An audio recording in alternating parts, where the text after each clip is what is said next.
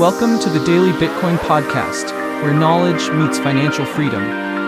We're here to break down the world of Bitcoin. No fluff, no hype, just real talk about how this digital asset is reshaping the future of money.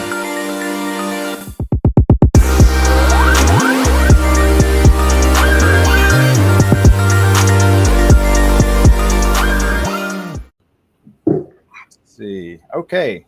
So we are live. I'm Craig LeBlanc, the doorman, your host with LTP TV, Low Time Preference TV.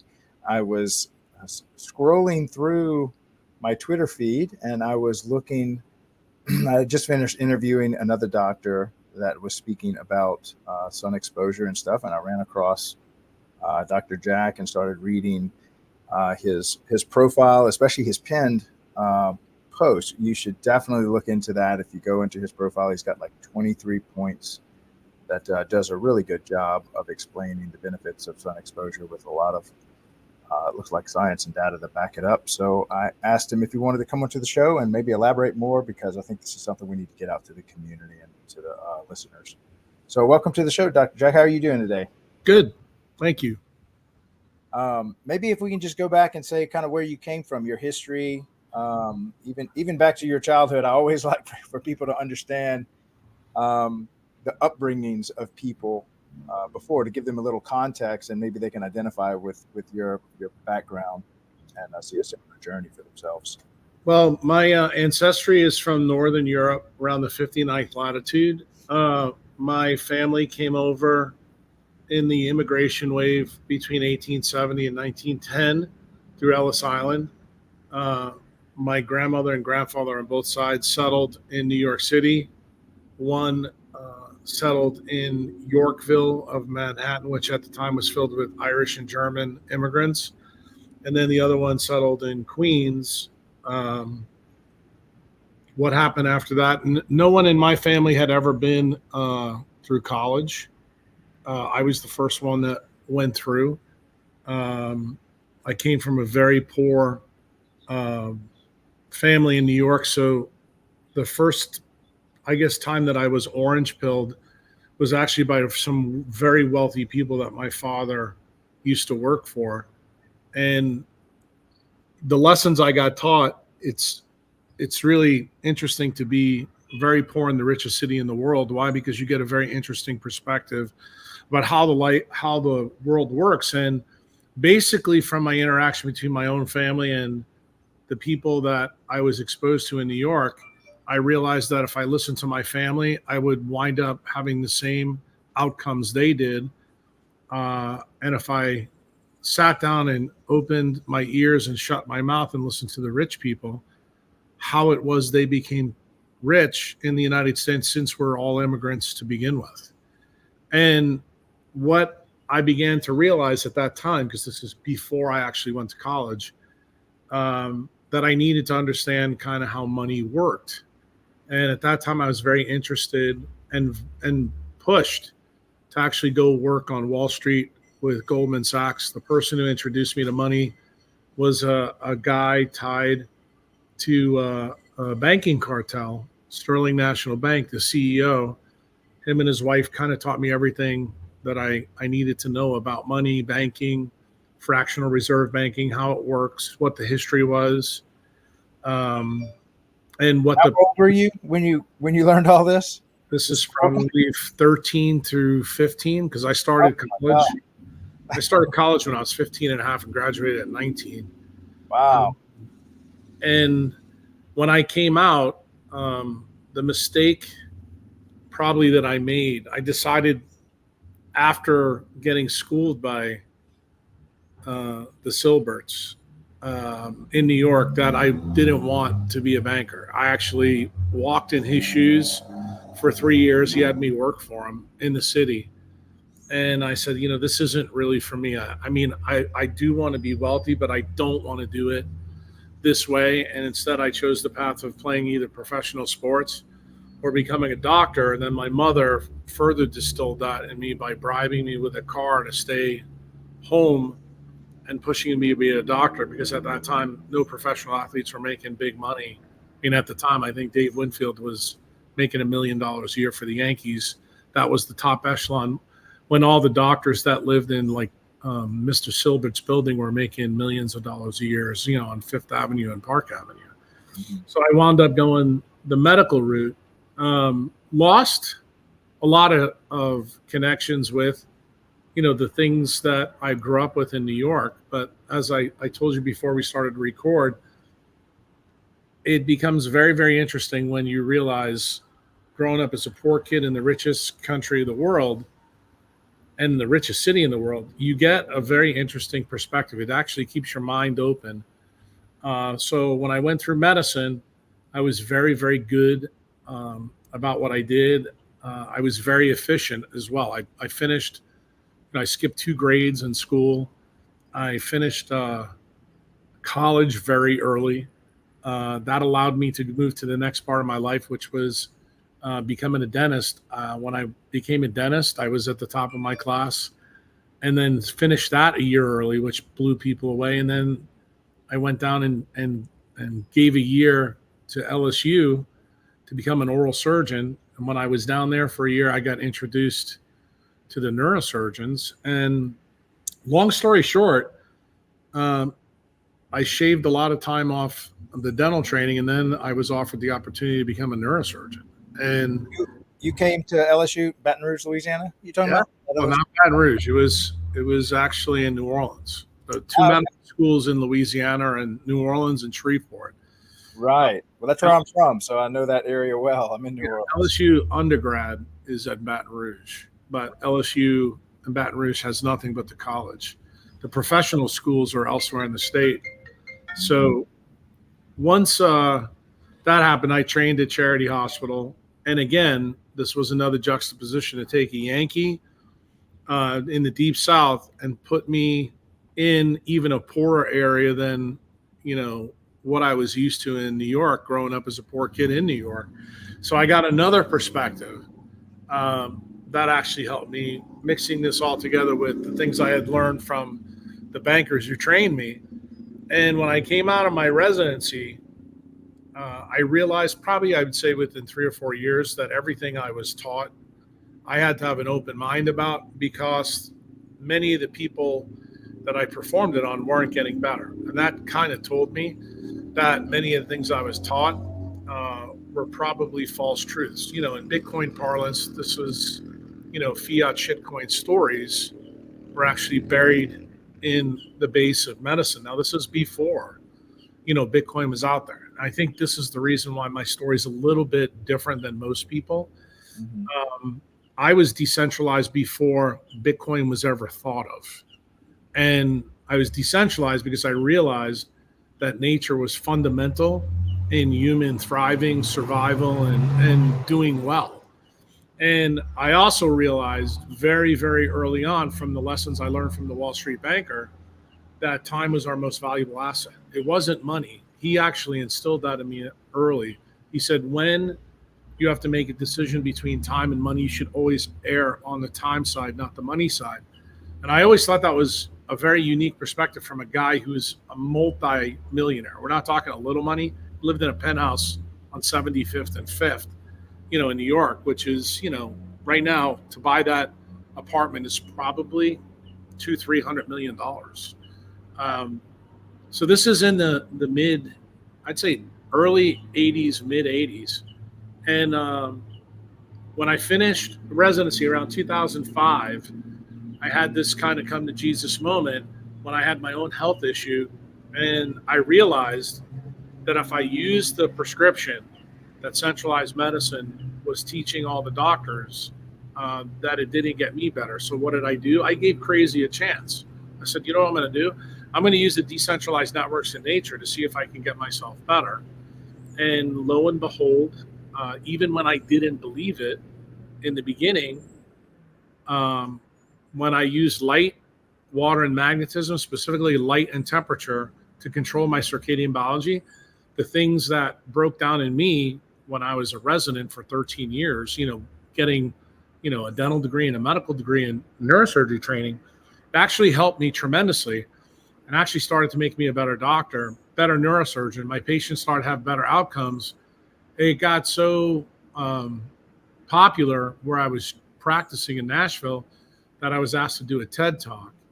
And I knew the people that asked me to do the TED Talk were going to be put in a bind because what I was going to tell them went against the people who sponsored their event, which was Big Pharma. And I said, you realize that the information I'm going to deliver here is going to be pretty harmful, to who's sponsoring your event. And they didn't care, which told me they were good people. But I did do that event, and immediately it was censored. That was a good thing for me, because it turns out when someone tries to censor you, people get a lot more interested in what you're doing. And then several of the doctors that I worked with in the hospital in Nashville asked me to start to put my information online. The reason why is the information was so disruptive that it would never be published in peer review literature. Why? Because remember, peer review literature has an oracle problem, just like we learn about in Bitcoin. The oracle problem is the editors. The editors control the flow of information. And what the goal in centralized medicine is to make sure that you continue to follow the party line and use drugs. It's going through the drive-through. You have an ear infection, give me antibiotics. You have your sore throat, give me antibiotics. Just give me a prescription so I can go back and do the shit that I do every day of my life. And I'm not going to ask too many questions. And that's how the system is really built. The same thing is true at surgery. So when I gave the talk and I started to put my information on the internet, it got, how shall I say, shocking to me how popular I became. And several communities I started to drop this information in. The first one was probably the paleo community, which, was, I would say, the forerunner of the modern carnivore diet. And I thought, well, these people are evolutionary directed. They seem to understand evolution. So this could be a good place to drop this message that light trumps food, and to teach them why that happens. And it turns out that was actually a pretty naive idea. Why? Because it turned out, even though my message was inconvenient to centralized medicine, it was even more devastating to the paleo community. Why? Because it pointed out that many of them were charlatans, just like centralized medicine were, because they were pushing diet and exercise as the top level issue for health, when it wasn't. It was circadian biology. And I try to explain to them very, very clearly, as I'm doing to you right now, that nature is based on no single controller. It's light and dark. And you have to have both of them in order to make everything work. And when I pointed out to them very inconveniently that all food comes from photosynthetic webs, and that means it's really a light story at its core, that's when, they actively try to go after me. And it got so bad that one of their leaders, not that he was involved with it, but he knew people, they set up a fake Twitter account and actually had me thrown off a cruise ship from fake tweets, because they said I was bringing a bioweapon on the cruise ship. And this is before, censorship in medicine was really a big deal. We're talking now like 2010. Okay. So this is 15 years ago. So when, you see the stuff that you've dealt with, in the last 4 years with COVID about doctors being censored. I mean, dude, I'm old hat at this. I've had a lot of experience with this. So what I went through COVID was no big deal. I was much better prepared the second time around when they tried to cancel me. And when I posted all this stuff and I kept going, like, the more they tried to hinder me, the more I pushed. They try to get the centralized entities, hospital systems, state medical boards. I even had the FBI, the CIA, DARPA, all these people contact me. Even one time I had NASA involved in some of the stuff that I was doing. And it was a very interesting walk through, centralized versus decentralized networks, and how dangerous this could be for a paradigm. And it always reminded me of what Voltaire said. It's very, very dangerous to be telling the truth when you're inside a paradigm that's built on, a house of cards. So now we fast forward to 2020, and I was making my mark. By that time, I was very, very well known in decentralized medicine and on the internet, but I had not really spoken up loudly to my own tribe about Bitcoin. And I said, guys, you already learned that decentralized medicine is totally based on the other genome in the body, which is the mitochondrial DNA. I said, now I need to introduce you to the artificial one that Satoshi Nakamoto, invented, because the idea there is a lot the same as it is with health. And what it comes down to is Bitcoin really is a time machine, just like your mitochondria are. And if you can put your value in that time machine, you can take it across space-time domains and it will grow with you. It's actually like having a second job, and it will allow you to be cancel proof, because even if they try to take your job from you, it'll be an issue. Now, the irony was I was turned on to Bitcoin at the beginning because I have several friends that are true OGs. You probably know some of those guys, like Jack Dorsey. And Jack was following my work on the health side because he was having health problems from being a tech abuser. And that's when I first became aware of it. And I thought it was total bullshit for the first probably 3 to 4 years. And I didn't join the class of Bitcoin until 2013, and do I still feel bad about, that decision, even today? The answer is yes. But I always say that we get, Bitcoin at the price we deserve. And the price we deserve often comes from the way we think about things. And it was ironic to me when I really looked at the white paper. The thing that struck me about the white paper more than anything else was the bibliography. It had 8 things in it, and 3 of them were related to time stamping. And immediately I thought right away, did this guy Satoshi Nakamoto have any idea about physics? Because timing is the key to this whole thing. And then I thought about, it's so interesting that he's using a DC electric current to create value. And I said, this is the same thing a cell does. It turns sunlight into a DC electric current in our body. And then I kept parsing it out. And that's when I made my first decision, said I need to get involved in this. I may not understand it as well as I need to. I said, but this makes too much sense to me, and it has too much links to the things that I'm teaching people on the health side. So that's when I jumped in. And that's kind of how I became a Bitcoiner. It's from a thermodynamic understanding. And now we are 11 years after, that effect. And now I'm being invited to, Bitcoin Prague by a couple of young kids to show people what the true value of Bitcoin is. And I did that by using 3 technologists. I used a software guy, a hardware guy, and then a Bitcoin guy, all 3 of whom were very, very wealthy, who all succumbed to tech abuse, who had a ton of either fiat or Bitcoin. And ultimately, I said to the audience, I said, these people, as far as I'm concerned, were ultimate failures. What good is it to be very, very wealthy if you don't have the time in which to spend that money or spend it with the people you love with? And it's a very counterintuitive point, I think, for Bitcoiners to hear.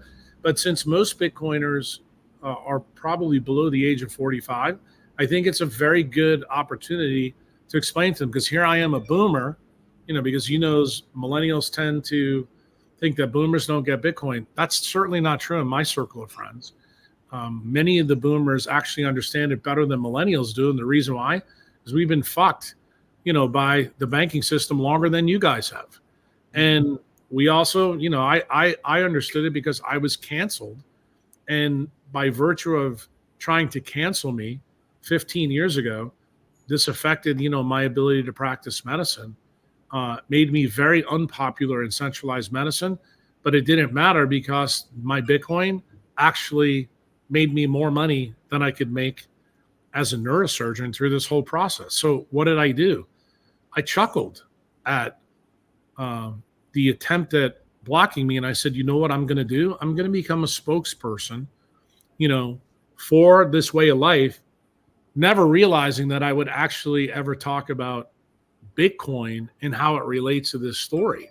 And the person that really pushed me to do that was actually Dorsey in 2020, when he came to meet a group of my members, and I said to him, I said, Jack, what do you need me to do, to help you out? He goes, it's very simple. He goes, I need you to teach people to decentralize everything in their life. It starts with how they think. He goes, I don't think there's anybody better than you that can teach people about the science behind it, but also how Bitcoin really works. He goes, you understand it extremely well. He goes, so just do what you did in medicine and do it for Bitcoin. And I thought to myself, that's not a big ask. It really isn't. All he's asking me to do is to talk about my opinions, talk about my experience. And kind of that's what happened. And then through COVID, something magically happened when they tried to cancel me again for my outspoken opinions on the jab and why you shouldn't take it. I wind up getting hooked up with Nicole Shanahan before, she was announced as Robert Kennedy's VP. And it's through some of the things that happened with Bobby Kennedy. And one of my other friends, who happens to also be friends with Jack Dorsey, who's a non-cancelable guy, is Rick Rubin, big music producer. And he invites me on a podcast to talk to Huberman about my work, about light, water, and magnetism. Why? Because he's hoping that Huberman will become the PhD inside the ivory tower to get people to realize that decentralized thinking in medicine really needs to happen. So this confluence kind of happens. And the next thing you know, I'm going to El Salvador in 2020, 2021, before Bitcoin is legal tender. And, I was on an app on the phone called Clubhouse with a bunch of young millennial Bitcoiners telling me that I was crazy to go down there. MS-13 was going to cut my arms off, steal my Bitcoin, and I said, no, I think many of the things that I learned from Theodore Silbert and the banking world at Sterling National Bank on 75th and Madison actually was coming out of the mouth of President Bukele at that time. And I said, I have a duty to myself to go down and find out, is this guy like a regular politician, or is he full of shit, or is something else going to happen? And I've been hearing things through my relationship with the guys at Twitter that a young kid in Chicago was doing some crazy shit down in El Salvador. So I decided to go visit and find out for myself. And literally 2 weeks later, Jack Mallers and Bukele come up with a constitutional amendment, to make Bitcoin legal tender in El Salvador. And I was staying in El Zante on the Pacific Ocean. In fact, another pretty famous podcaster in Bitcoin that you may know, Mike Peterson, him and Ramon Martinez were pretty crafty in getting the house that they currently live in away from my grasp, because I was going to buy that house. And I told the guys in Clubhouse, I said, I think what's happening in El Salvador right now is the same thing that happened in the United States in 1801 when Thomas Jefferson bought the Louisiana Purchase from Napoleon. And of course, you can imagine the millennials there thought I was batshit crazy. And I said, well, you just have to hear me out. I drove around the country for 2 weeks with my members. I had VIP members with me. And I said, the most remarkable thing is this guy's only been a president for 18 months, but everything is flipped. He's doing things to actually return freedom to them. And literally, I think it was about 2-3 months, that's when he decided to go after the gangs. But I thought it was very interesting that he made Bitcoin legal tender first before he, used the Constitution against the bad hombres. And, here we are now, 4 years later, he's been reelected. His plan has worked beautifully. The people in El Salvador are probably more happy than anybody in the United States. I can say that. I just came back from the Bitcoin conference. I spent some time at my beach house in Destin. And I also spent a week at my clinic in Louisiana. And after doing that, I hadn't been back in the States for about 14 months. And I'm going to tell you, moving to El Salvador 3.5, 4 years ago, before anybody else got here. This was before Max, before Stacy. Probably the only person that's been here longer than me in the Bitcoin space is Mike Peterson and some of those guys.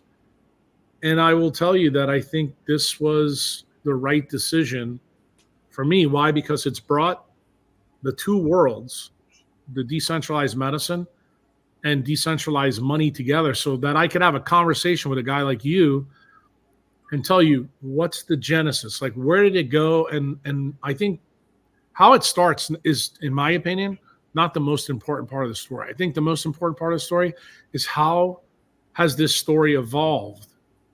Where we are now, and I don't know, Greg, if you know about the history, I was tapped on the shoulder about 18 months ago by Bukele to write a constitutional amendment for El Salvador for medical freedoms.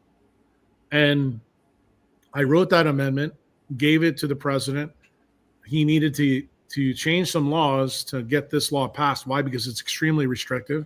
I'll tell you how restrictive it is. I was asked when I did the podcast with Rick Rubin and Bobby Kennedy on Tetragrammaton, would I be willing to share the law with Bobby Kennedy's team?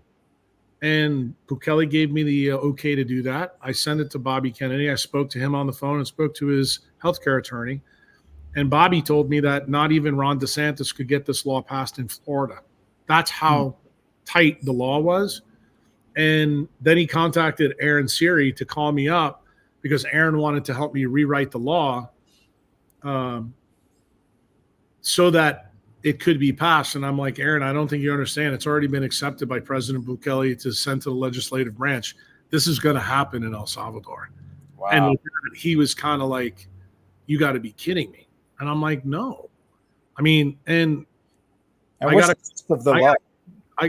a call back from Bobby, though, 6 weeks after that. This was after I did the podcast. And he said, could we use some of the pages from the law in our platform? I said, yeah, go ahead, use it, knock yourself out. Right after that, that's when Bobby started talking about chronic diseases. He started talking about, non-native EMF, all the things, and captured regulatory stuff that is boilerplate for Bobby, as a healthcare attorney. And right around this time, how did his Bitcoin journey begin? One of the guys that was in the clubhouse room, American Hodl, asked me to ask Bobby, did he get turned on to Bitcoin from David Bailey? And the answer turned out to be no. Bobby didn't even know who Bailey was at that time.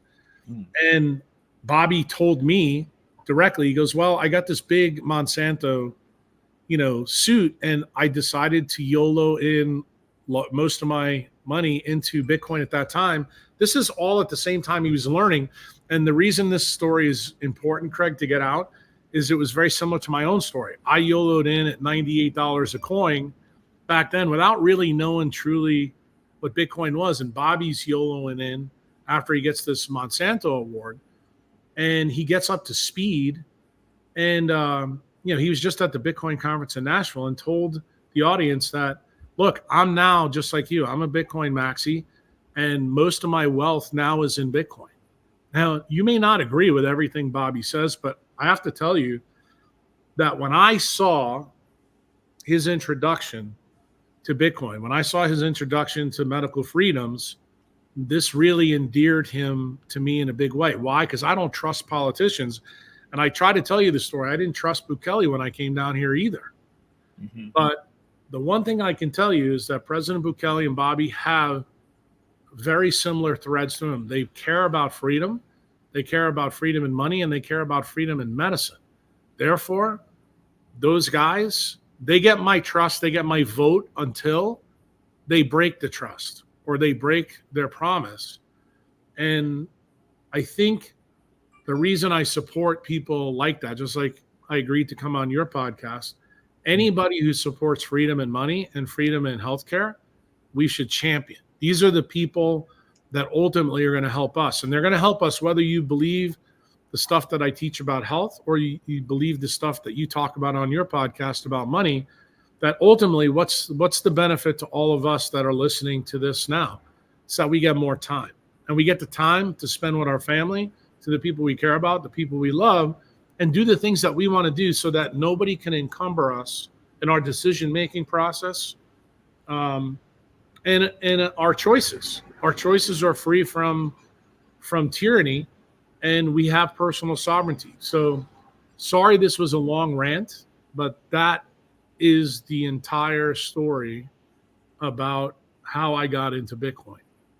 Yeah, and so I love how you put it. It's more of a time theft. I think a lot of times we present it as people are stealing your money, but how many times have we heard money is time?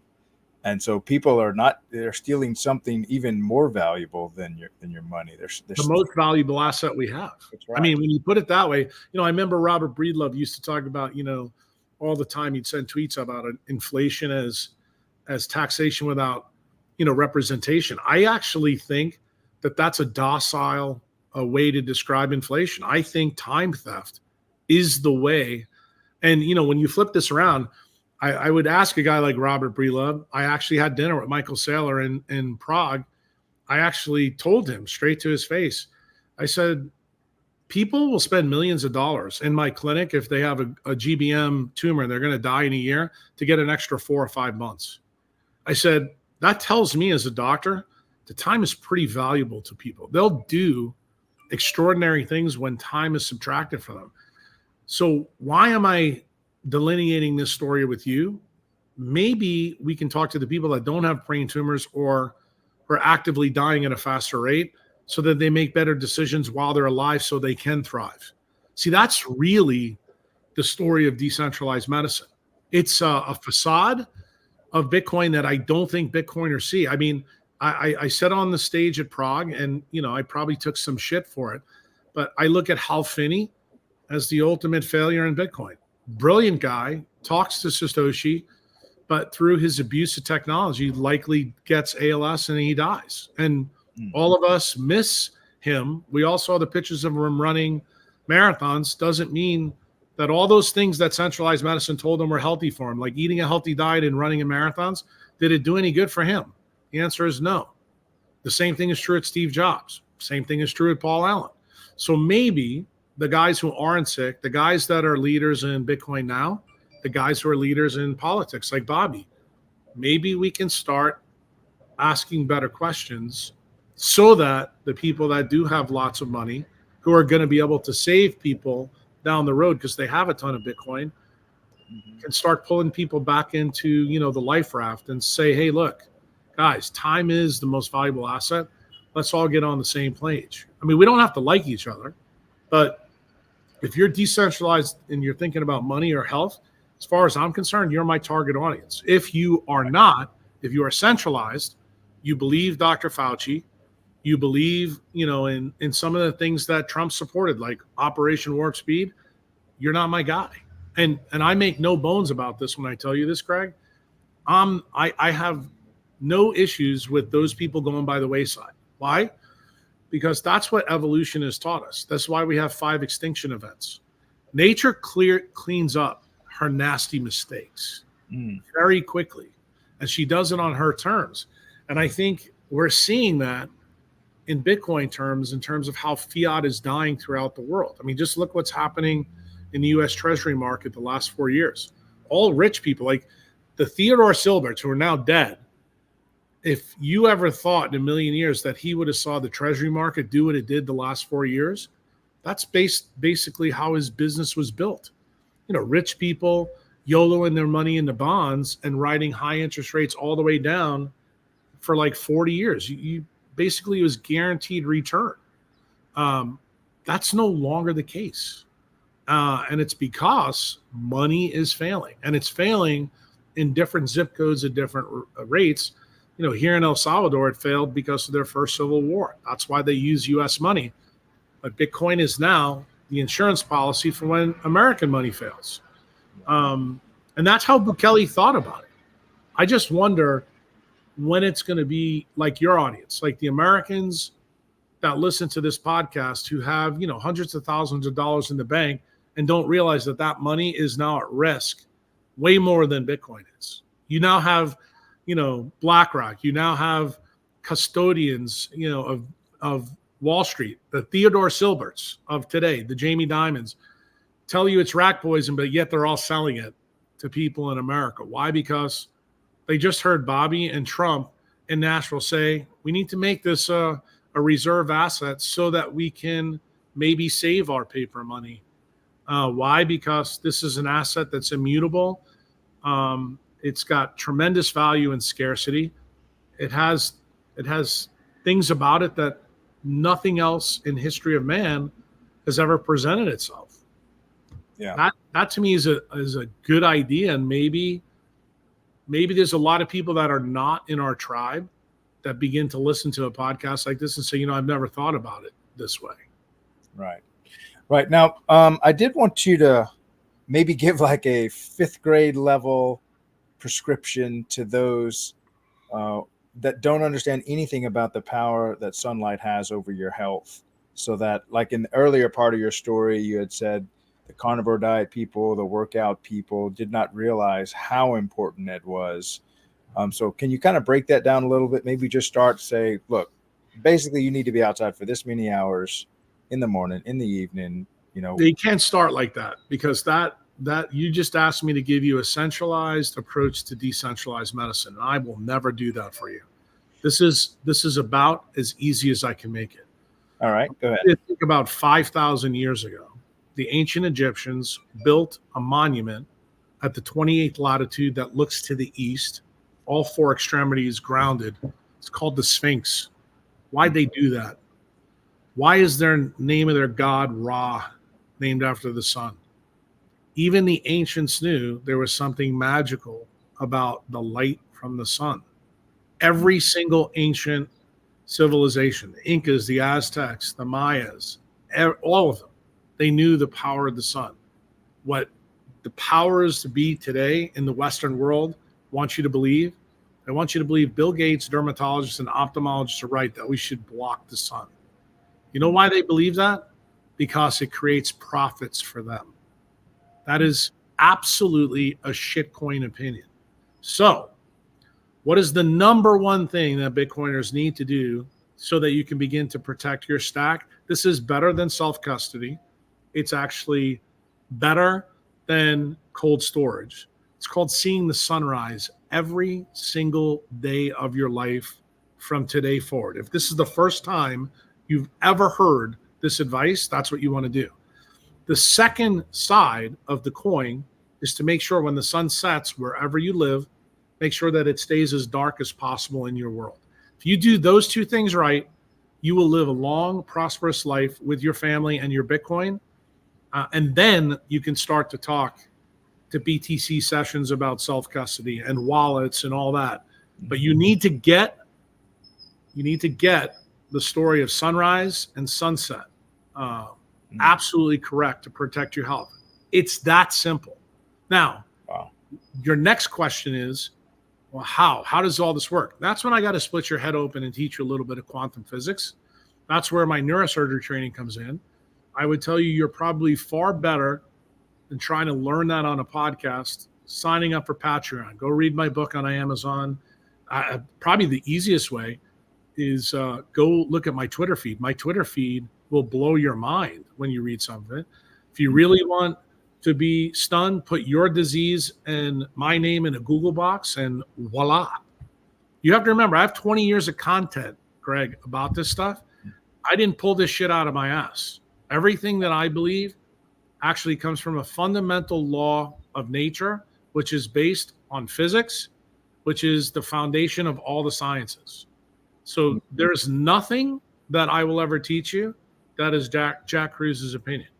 It is the opinion of Mother Nature. My job is to show you how you fell off the trolley tracks, why you fell off the trolley tracks, and why you continue to believe Bill Gates, Fauci, Andreessen Horowitz, Jamie Dimon are correct about life. I am the anti-Mayo Clinic. I am the anti-Jamie Dimon. And I make no bones about it. I want to see those people destroyed. Okay? Not just harmed, destroyed. I come from the Buckminster Fuller way of looking at things, that we should not try to fix a broken paradigm. We should blow it up and start anew. That is true in medicine, and it's also true in money. And so how is El Salvador adopting this as far as that law? where is it now? Has it gotten passed, or is it part of? It's right now. Bukele just got re-inaugurated on June 1st. So right now it's in the legislative body. It should be done almost any day, this year. Obviously, I told you that legislatively, the law is a tough swallow for the people in the United States. So you can imagine what kind of swallow it is down here. But the difference in El Salvador opposed to the United States, in the last election that just got done, Bukele's party now has 95% of the Congress. So I want you to think, about our own electoral process. El Salvador and the United States are both constitutional republics. That means they reject democracy. Okay. It means the founding documents are really important. So when I told President Bukele the mistake that Thomas Jefferson and John Adams made with Benjamin Rush and medical freedoms, and we didn't put it in our Constitution, I reminded him this is the reason we got Anthony Fauci in 1982. The problem is Thomas Jefferson never realized that there would ever be an attack. You know how like in Bitcoin we talk about 51% attacks and how unrealistic they are? The same thing is true of our founding documents. The people who are the neocons, the liberals, look at our documents and said, what can we attack to water this down, to basically turn our Constitution into the UN doctrine, or their Constitution. And it turns out they have to slowly erode the things that are in the Constitution. Clearly with money, I don't have to convince anybody in Bitcoin how that's happening. We got Operation Choke Point 1.0 and 2.0. It started with Obama, and now it's been through the Biden administration. I would even say that Trump had a hand in that because he had Steve Mnuchin on as his Treasury Secretary. But the big effect is the medical freedom side. And the medical freedom side was used as a point of attack. And I would tell you, COVID, in my opinion, all the things that happened with the jab, is a compliance test for the coming economic reset. That is still ongoing. If you want to know what Lyle Brainerd and her switch between the Fed and the White House is now, is they are trying to get us to a CBDC. They know when they control our money, they control everything about us.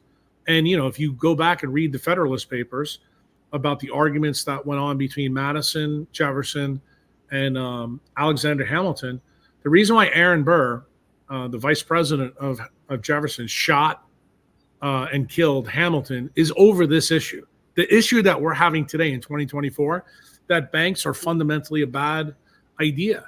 Well, that's actually what we see Caitlin Long fighting with the Fed right now. We don't have any banks that support, the Bitcoin industry. And do we need that while we're running a parallel system to fiat? The answer is yes. Michael Saylor has brilliantly, I think, laid out why the maxis may be wrong. And remember, I am a former maxi. Michael doesn't believe that we should consider it a currency. We need to consider it a commodity, an asset like we do property, and then go that way. And you now see in Nashville, we had 10 senators, 2 presidential candidates basically say, we want to back our currency with Bitcoin. Well, I got to be honest with you. That's not the position probably of Satoshi. It's not the position of most maxis, but it's a pretty damn good, how shall we say, path to adoption. Remember we talked about my evolution in Bitcoin earlier? I would say this is the evolution of Bitcoin to full-scale adoption. We're actually living it, but we don't see it. And I think many times when Saylor said some of the things that he said, the maxis have, tried to take him apart, because I know that people truly want to use this as a currency. Do I still believe in my maxi heart that it will become a currency somewhere down the road? I think it will be when governments realize they don't need to be afraid of it. It actually is a net benefit. I think El Salvador is leading the charge there because it is a currency here. This is the craziest thing for me, as a guy that's down here, when people tell me there's no use case. I mean, it's ridiculous. You can buy anything you want in El Salvador with Bitcoin. Now, it's difficult sometimes to get somebody to sell you their house for Bitcoin, but when you actually physically take them and show them that they can go to a Chivo machine and get their money out when they put their Bitcoin wallet on there, they're kind of like, shit, I didn't realize that. And then The real big change is when people realize that you don't need to have a bank intermediary. Like, we don't need to have a lawyer to do a transaction to buy a car or real estate like we do in the United States. Anybody who's bought a car from a dealership or a house from a realtor knows how many papers you have to sign. In El Salvador, the house that I'm living in now, which is one of the nicest houses in El Salvador, we didn't have to do any of that at all. So people tell me there's no use cases. You know what that tells me? They're idiot Americans that have never visited a place like El Salvador to see truly what an open economy looks like, a Bitcoin economy. No, it's not just a Bitcoin beach. But I can go right now to Super Selectos and buy my groceries with Bitcoin. I can go right now and buy gas with Bitcoin. I can go right now and get my car washed for Bitcoin. In fact, there's guys right back over there. I'll show you the wall. It's my Bukele Freedom Wall. Right there. They're behind that wall.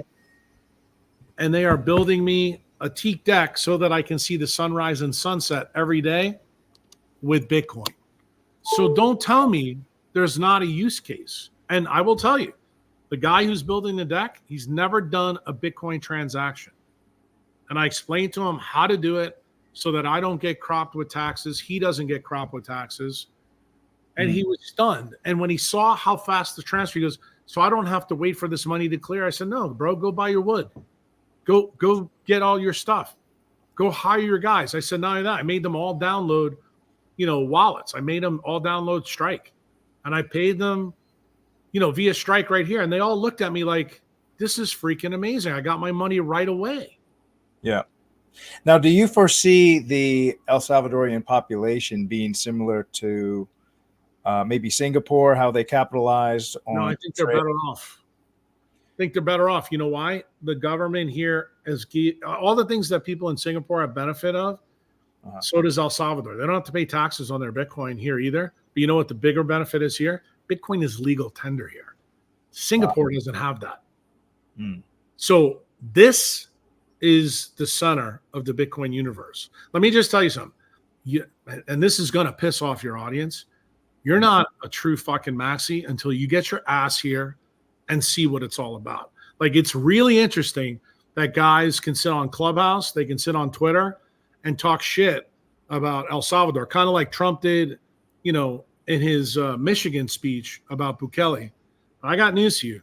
Bukele is the GOAT of presidents. He has done things for his people that Trump didn't do in his first 4 years, that Bobby wants to do for us in his coming presidency. Bitcoiners have to decide, do they want to vote for a guy who had 4 years, who had Steve Mnuchin, did Operation Warp Speed, was centralized and fuck, and now he just needs our 50 million votes to get in? Look, I'm not telling Craig people who to vote for. I'm just pointing out the obvious, okay? Yeah. It's kind of like what Jack Dorsey did to me in the beginning. He goes, bro, this is Bitcoin. This is money. Here's the pros and cons. You decide. See, that to me is the mark of a great teacher, when they show you what the pros and cons are, but they don't tell you what to think. I was hoping that Bitcoin Nashville would open up some of the maxis ideas who think that Trump is the ideal candidate. Like David Bailey, who runs the conference, he firmly is behind Trump. I get it. Several of the guys that are in Clubhouse that are OG Bitcoiners, I get it. But I'm the guy that always points out that was fucking Mr. Operation Warp Speed. He was in Moderna and Pfizer's pocket, bro. Steve Mnuchin was his treasury secretary, who said Bitcoin was fucking terrible. Well, I got news for you. I don't forget. I'm always willing to let you know I believe that you can adapt. I'm giving Trump the benefit of the doubt right now that he is adapting. But do I think that Bobby has adapted much more rapidly and he has way more money in Bitcoin than Trump does? Yeah, I mean, dude, all you have to do is go out and see what he got from the Monsanto settlement. Millions of dollars he bought Bitcoin with. So Bobby is all in, as far as I'm concerned. And when he came to Nashville, he told people, look, everybody knows the Kennedy family is wealthy. Bobby has more money now in Bitcoin. He's more wealthy from that aspect. To me, that makes us he's more part of our tribe than anybody else. And I think that when you have your money in Bitcoin, it becomes very easy for you to become decentralized in other parts of your life. So, for example, some of the things, Craig, that I've heard on Twitter just the last 2 weeks since Nashville is that, oh, well, what about his stance on abortion? What about his stance on the Second Amendment? And I said to people very clearly, I said, bro, the way the court is stacked, the way the United States is, do you think any of those two things are real issues? They're not. They're never going to get overturned. So why would that be an issue for who you vote for? Ultimately, the only thing that really matters is fix our money, fix all the other problems, and let's fix healthcare so that we can never have another repeat of Fauci, the NIH, and all the other idiots that are running, centralized healthcare in the United States. I mean, we spend more money on healthcare and we have the worst health in the world. That should tell Bitcoiners, what the fuck are we doing? And remember, you're not going to be a millennial forever. Eventually, you're going to become an old fucker like me, and you're going to need a doctor to tell you the truth.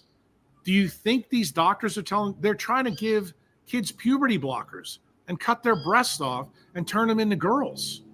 That's actually what the AMA supports. Okay?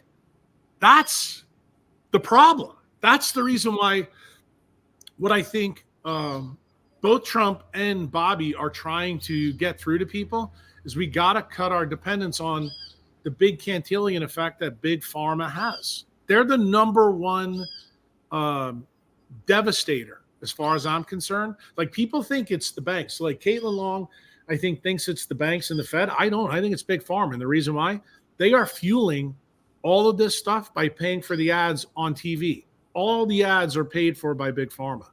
They're the ones that are picking and choosing the people in the uniparty to run against us. Many of the people in Trump's own party are basically fans of Kamala. And you need to realize that both of these people hate us. Both parties hate us. If you're a Bitcoiner, you have no friends in Washington, D.C. I would tell you that King George in 1774 was more a friend to us than anybody in the uniparty today. And I don't give a fuck if you don't agree with it. It's the truth. Because guess what? Don't listen to what they say. Listen to how they're treating us. Right. They give two fucks about us. So guess what? What did Thomas Jefferson say in the Federalist Papers? When a government puts unjust laws on you, it's your duty as a patriot not to follow them. And, people don't realize this is codified in Supreme Court doctrine. There's a case from 1803 that actually reiterates what was in the Federalist Papers. But you know what? Nobody in today's world in DC wants you to know that that precedent is there. So guess what?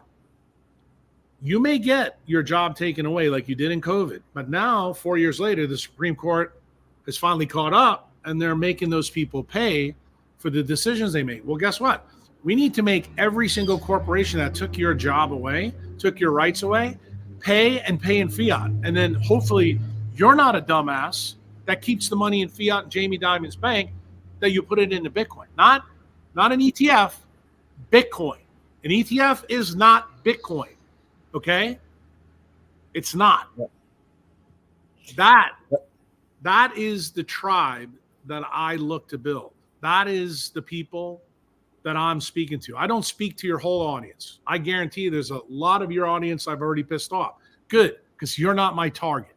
My target is the people that are the decentralized thinkers that know that you've been lied to and you're no longer going to support anybody who's lied to you in the past. We need people that are going to tell you the truth about everything, even if the truth kicks you square in the balls.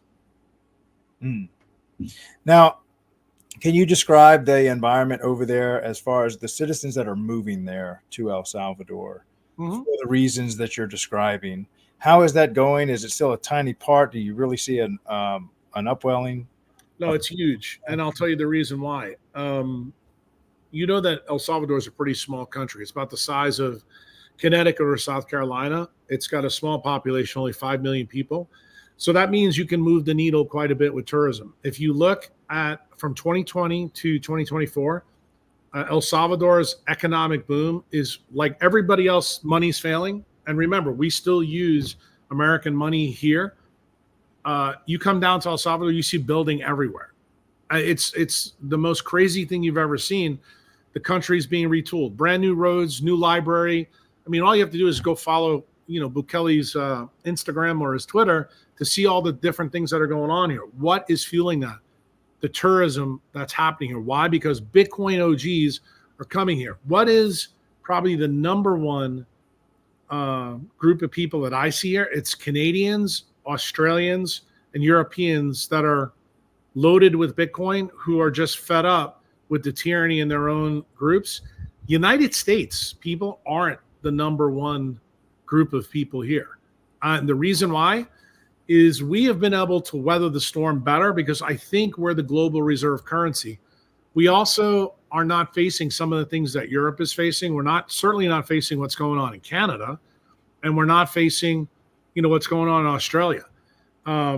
Those people have made big switches. They're like, look, I cannot tolerate this. Like, I'll give you a story. I'm not going to tell you his name, but when I was in Bitcoin Nashville, one of a Canadian former NHL player contacted me. He's one of my members, and he told me about his concerns. I did a consult with him and his family. And I said to him, I said, why don't you just come down here, stay in my house while I'm in Nashville? And he looked at me, he goes, you serious? I said, yeah. I said, my guys will come pick you up at the airport. Your family can come here, and you can see if I'm lying to you, if this isn't not where freedom is. So they did that. I got a beautiful message, from his wife and his son, who wants to follow in his dad's footprints. And he's like, bro, I think we're definitely coming here. And the reason why is because of the Trudeau's policies. What happened with the truckers? Look, Canadians, no one wants to pick up and leave their country. But Craig, I'm going to remind you of something. Even though your name is LeBlanc, remember, where the United States came from is from disaffected misfits from the UK. Where your people came from, the original, I would say, Cajuns, they also were disaffected people from France, that Nova Scotia. Correct. That wound up coming down to Lafayette, Louisiana in the Louisiana Purchase. Most people don't know this story, but what I guess I'm trying to say to you, I don't think it's un-American to own a piece of property and let's say a footprint down here. Doesn't mean that you're going to live here forever and ever and ever, but I look at El Salvador the same way you would probably look at having a beach house in Destin. That if the shit truly does hit the fan, it'd be a really nice place to go. And I think that's what the people in the UK did in 1770 and 1774. They were like, the king is a jackass. Maybe it'd be a good idea to get on some of these boats and go over there and see what's going on. And I think that experiment for the United States of America has turned out to be pretty good. So when I hear idiots on Clubhouse or Twitter tell me that I was an asshole for moving here, I would say, no, you're making the same mistake that the Brits are making now, and take a look what they're dealing with in their country right now. I don't think that's something that I want to see in the streets, of New Orleans, the streets of Miami, Florida, the streets of Chicago, New York. But guess what? Aren't we seeing that in some of the cities that are controlled by the people in Kamala and Biden's party? The answer is we've been seeing it for almost 8 years. Like, how much more does the current events do you have to continue to lie to yourself? I just think that Americans have become so apathetic because we've had it good for so long that we don't think that the government can fail. And I mean, everything in my bone and my body has told me for 10 years, the government's failing because money's failing. And the government is going to have to make a huge decision. I think we all know that initial decision through the BIS was the CBDC. But guess what? Trump kind of foiled that. I got to give Trump some credit. When he put the Supreme Court together the way he did, it's going to make getting a CBDC through because of the Fourth Amendment a really difficult issue. And it's going to take some more work by the Uniparty, to erode the U.S. Constitution until we get to the level of like where Venezuela is now. And, current events, I think all of us saw, what's going on with Maduro's election and how that all worked. It's a real interesting conundrum, but I think a lot of people don't believe that it can happen here in the United States. I think it can. If you have another, like if Kamala wins and we get, say, 8 or 12 more years of DNC control or uniparty control, it would not surprise me if my kids live in a place like Venezuela. Why? Because the founding documents are no longer worthwhile, and democracy reigns. Democracy is for idiots. That's when the imbeciles, basically it's mob rule.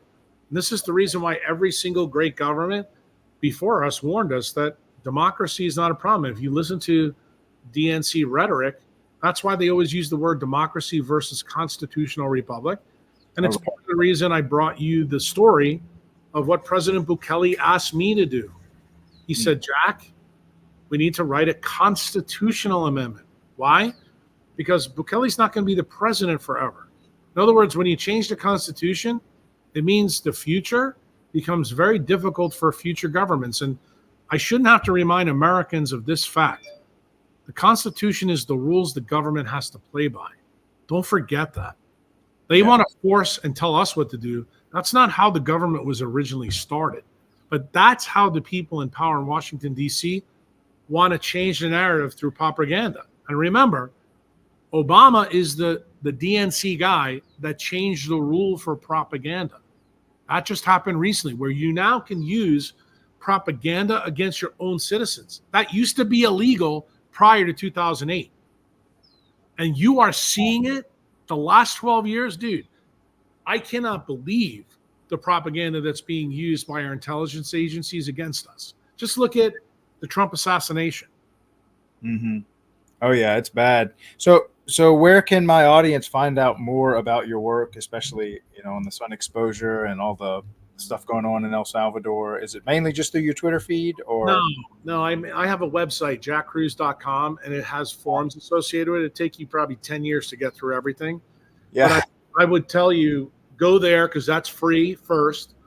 And then I would say use a Google search. That'd be second. Then I think when you follow my Twitter feed, I think you'll realize I'm the real deal. I everything that I give you has scientific basis. And then when you want more of me, which I would call is DIY Jack Kruse, you join my Patreon. It's patreon.com/Dr. Jack Kruse. You want to follow me on any platform, it's always Dr. Jack Kruse.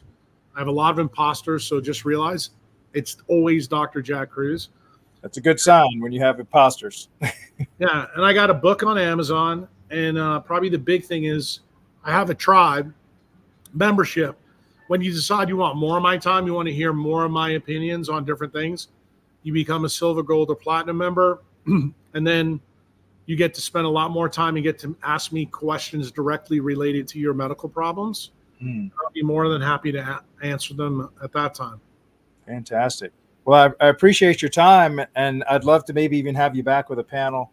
Maybe Dr. Amus would be willing to do that as well, because I think I'm starting to see a growing number of professionals questioning their own system that taught them, and I think that's what we need. Because one thing he told me that doctors are really rule followers; they don't really go against the system much. So you're definitely a rare breed that we need to get more airtime for. So I appreciate the work that you're doing. No problem. I think it's important for us to always question everything. Yeah, 100% agree. Well, thank you so much for your time. I'm going to do my best to go to El Salvador. I've got two hosts that I work with, Joel and Diana, that were educators. And they invited me to something coming up, I think, in November. Yeah, there's a Bitcoin meeting down here in November.